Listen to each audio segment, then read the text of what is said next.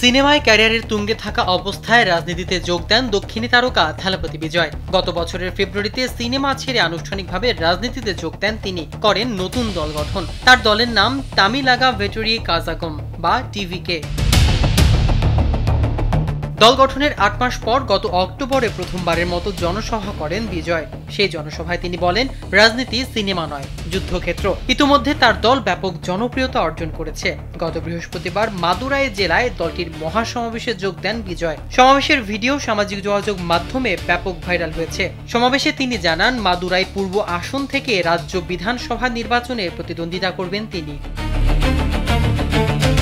Sandalina so, রূপচর্চায় আভিজাত্য। তবে ওই জনসভায় ঘটে বড় ধরনের এক দুর্ঘটনা। এতে পদপিষ্ট হয়ে ৪১ জন নিহত হয়, যাদের মধ্যে অধিকাংশই নারী ও শিশু। ঘটনাটির পর থেকেই বিজয় ও তার দল ব্যাপক সমালোচনার মুখে রয়েছে। এদিকে জনসভায় পদপিষ্ট হয়ে নিহতদের ঘটনায় এবার বিজয় থালাপতির বাড়ি বোমা মেরে উড়িয়ে দেওয়ার হুমকি দিয়েছে এক ব্যক্তি। চেন্নাই পুলিশ সদর দপ্তরে ফোন করে অজ্ঞাত ওই ব্যক্তি এমন হুমকি দেন। এরপরই থালাপতি বিজয়ের বাড়ি ঘিরে নিরাপত্তা জোরদার করেছে পুলিশ।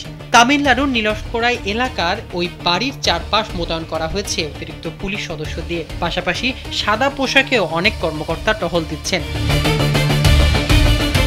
পুলিশ জানিয়েছে, হুমকিদাতার অবস্থান শনাক্ত এবং তাকে গ্রেফতার করতে জোর তৎপরতা শুরু হয়েছে। ধারণা করা হচ্ছে ফোনটি ভুয়া বা প্র্যাঙ্ক কল হতে পারে।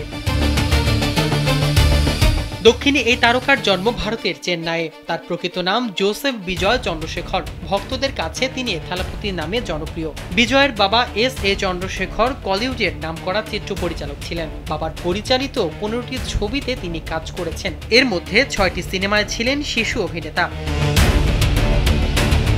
সুপারস্টার রজনীকান্তের তিনি অনেক বড় ভক্ত। ১৯৮৫ সালে নানসিপাবু মনিথন ছবিতে রজনীকান্তের সঙ্গে শিশু অভিনেতা হিসেবে কাজ করেছিলেন বিজয়। ১৮ বছর বয়সে নায়ক হিসেবে আবির্ভাব হয় তার। এখন পর্যন্ত বিজয় ৬৫টি ছবিতে কাজ করেছেন। অধিকাংশই বক্স অফিসে ঝড় তুলেছে। মাহমুদুর রহমান সিয়াম, কালবেলা।